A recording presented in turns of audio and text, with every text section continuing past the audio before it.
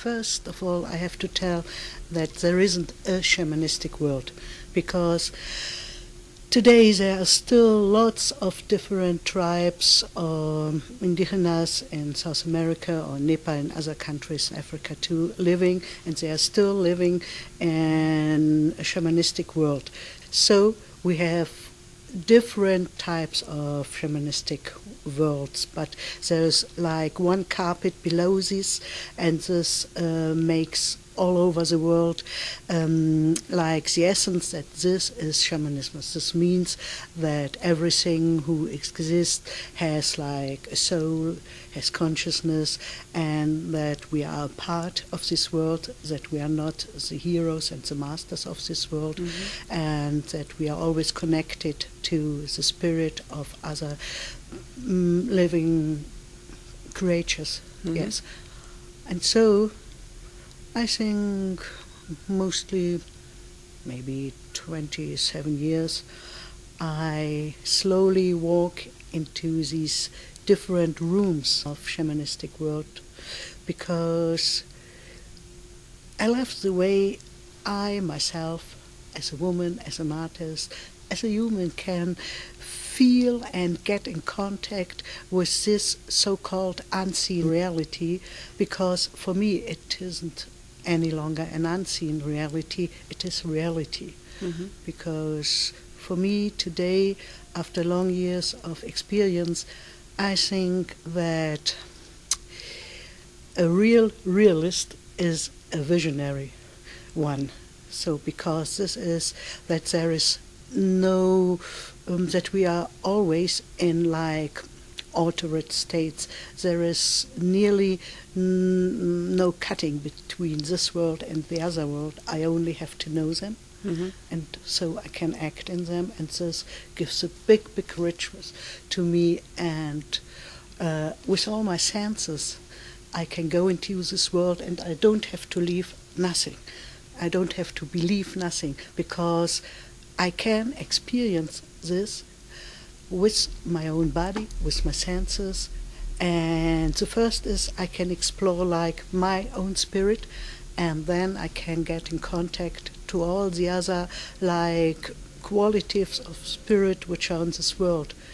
And this is a big richness for me, and makes it much more easier to live. And it's like to sing a song every day, and the tune is changing, but it's my song, and I can live this kind of sound, and I am this kind of sound. Sounds very great. It is. Yeah. And do you experience that it's also helpful to be a woman in that being in those worlds? This depends.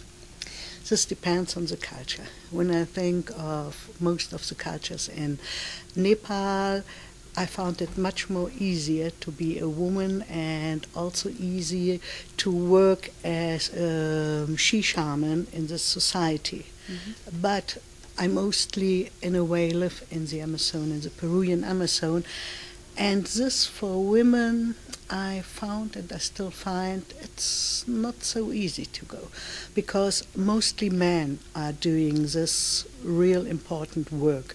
And so it took a long time for me to find a woman where I could learn from her, because we are women and we see the world with other eyes, and sometimes these are not our outsider, our biological eyes. It's like I found that if women are really awake, that the skin of the women have thousands of eyes, and it's not only these eyes or this world, it's a kind, my experience are that women are much more closer like to the essence of life, because they are able to give birth, to give life. They can carry life themselves. Yeah, and so they mostly don't need so hard door openers like men need to get in touch really with this field of alive consciousness. And so the problem for me was one experience, a really hard one, because I was looking after a she shaman, and I found one in the Amazon. And she named it healing ritual, but she nearly murdered me. And so I got a ritual with ayahuasca, this plant, which is like a bridge to open really my inner eyes. But she later, people told me, she not only used ayahuasca and chacruna, these both traditional plants which gave effect to you. No, she put a lot of toe, datura into it, and a lot of tobacco.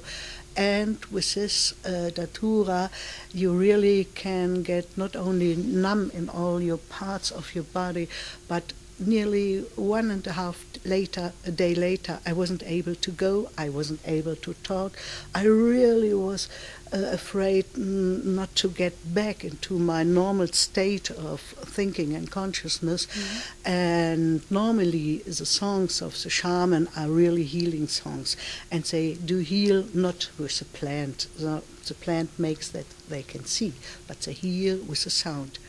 And this she-woman, she-shaman, she really, for me, it seemed as if she would have like iron whips, and she was like beating me with her iron whips all night long.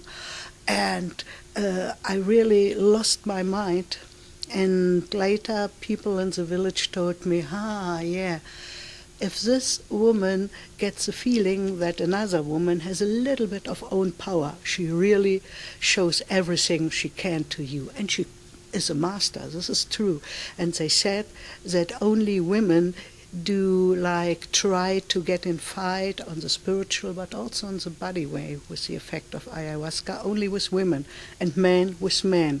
So it was like a protection for long years that I only was looking for elder men where I could learn with. I really was afraid to go to another she-shaman. But meanwhile, I found not a lot, but 3, 4, which are really wise women, and they are all elder ones.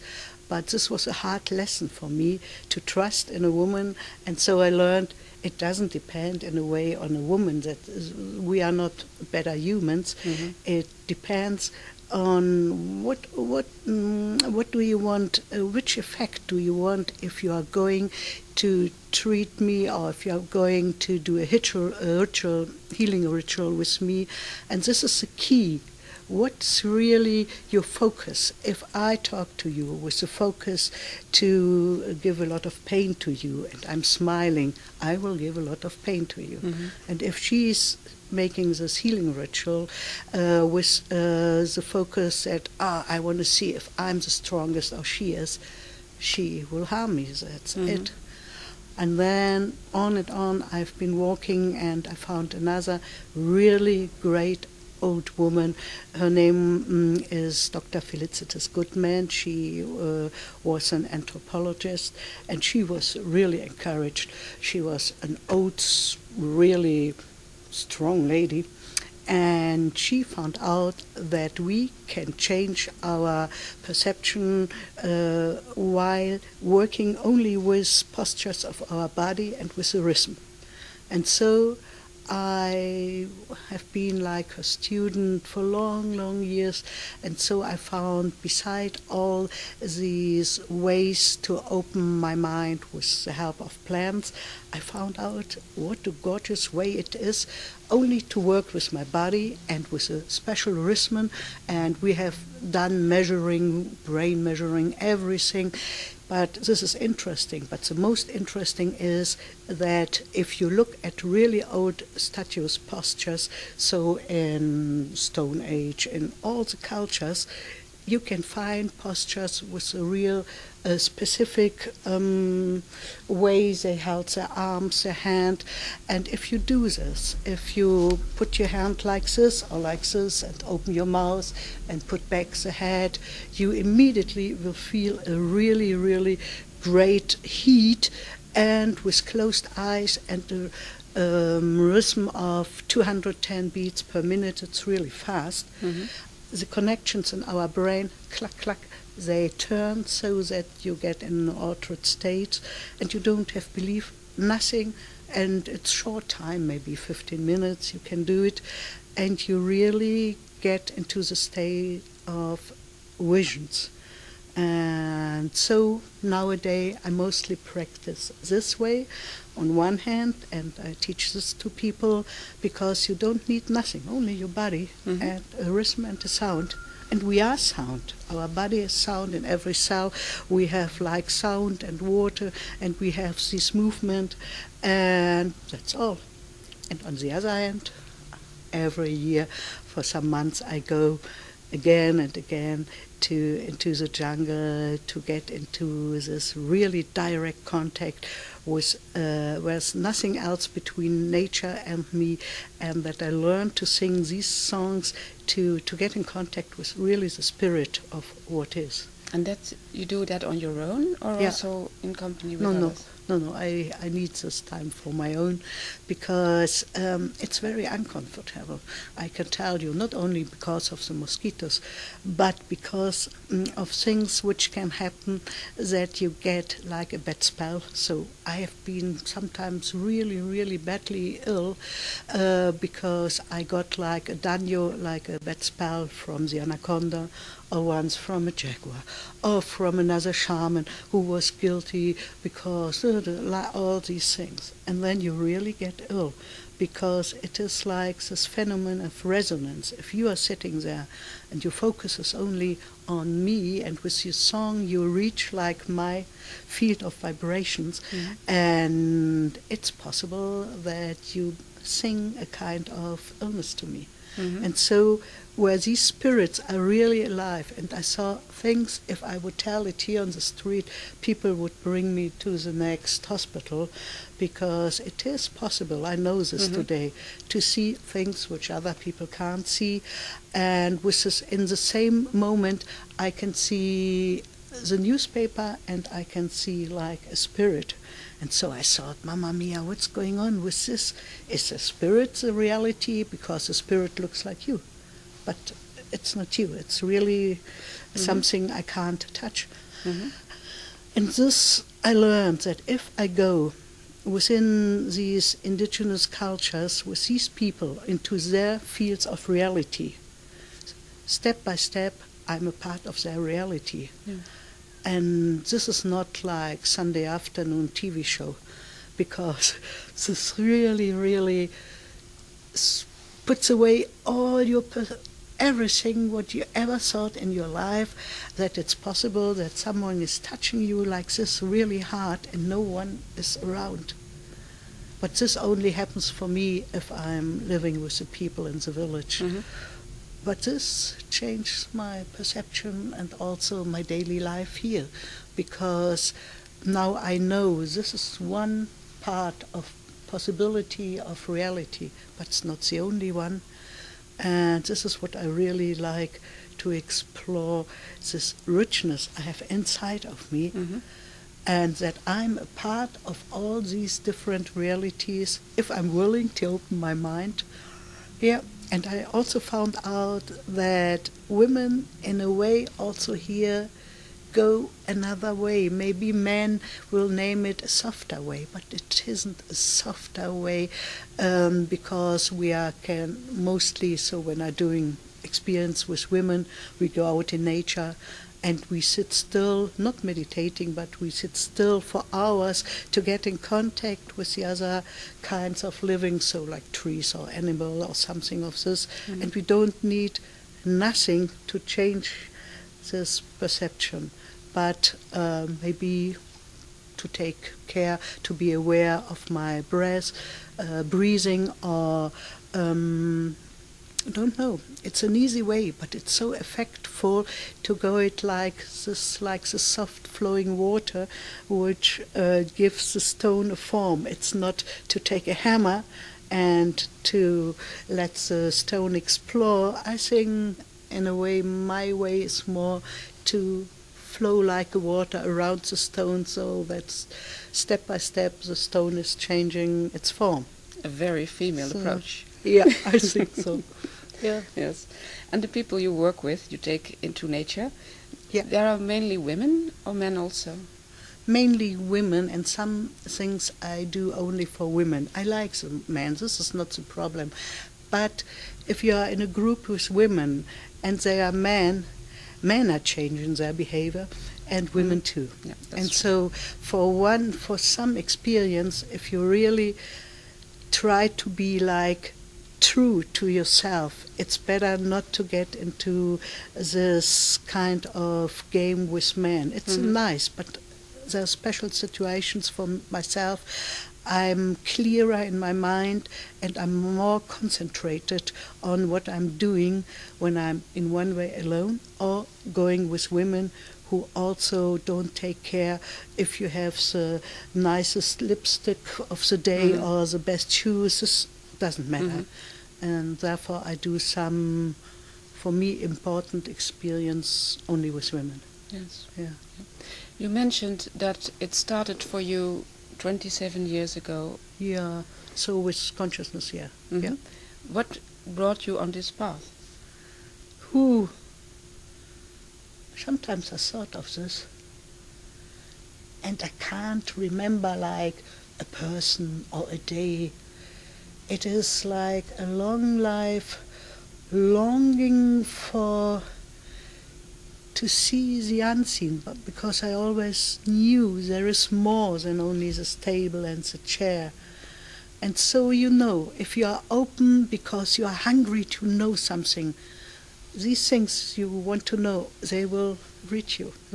So, and I haven't been searching, that's not the truth, but because since my childhood, in a way, my father was an artist, and after the war we were really poor, and we came from far Russia, and so there was nothing. And so we had to go into the forest, and we had to look after things to eat. And so I was so lucky to have the sister of my mother who always brought me into the forest and told stories and stories and stories. And nowadays I know that sometimes the real truth is not in science, but it is in this, what we call the old stories, because there is the essence of truth, and they all, also if you take your fairy tales, they all have this point of a knowledge which is behind, and so I think this opened like my view and my longing and going with the colors. If you close your eyes, so simple, hundreds of colors and forms and lines are appearing. And so there must be something in the darkness. Yes. And the real shamans, they only do their ritual in the darkness because this is the strongest time. And all the light is coming out of the darkness. And so this always was combined with my way as an artist because, I can't separate this. You work as an artist also with light and darkness mainly? Mostly with colors, which are bright and sparkling. But I only can paint if I first do the canvas black. I can't paint on white. I see nothing on white. The same principle, in fact. Yeah. Like the shaman does. Yeah, and so I like to bring like my spirit of life through the colors, because nowadays the most interesting for me, like a criminal story, is that inside of me there is like a great feel of living consciousness, of really life, of sound, of everything. And if I look inside, it's like a cosmic too. And this I paint to bring it out, to make people curious, that they really like also to get in this experience that we can not only think what we are, we really can see it, feel it. And hear it. You were talking also about sounds. We can hear. Don't talk about sounds.